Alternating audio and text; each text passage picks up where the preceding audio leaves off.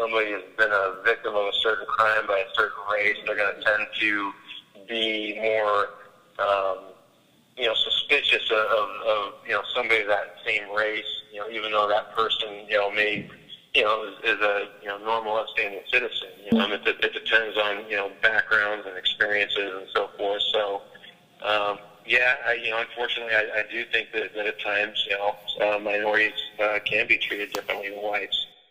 Using race as a tool, that's kind of a fine line, and again, all I can do is kind of draw on my experience as a peace officer, and some of the places that I've worked. I work for a sheriff's department, so I have the opportunity to work in all different areas of the county that I work for. And some areas are predominantly white, and some areas are predominantly black, and some areas are predominantly Hispanic or African American.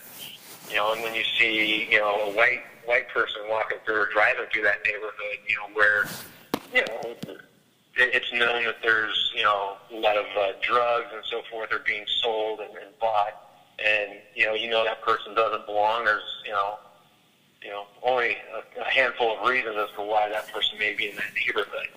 And I guess I would be guilty of using that as something that would kind of raise my antennas or focus my attention on that particular individual, because I know that they don't belong in that neighborhood.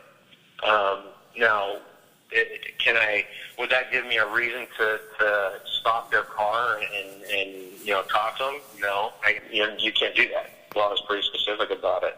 Nobody ever hears about the good things that the cops do. It's always the bad things. Which is unfortunate, but it's an unfortunate reality. And, how many times you turn on the TV and see, a white cop shot a black kid, or, something negative, in relation to law enforcement. We go through, racial profile training, every 2 years, and we talk about, the importance of not targeting people based, purely on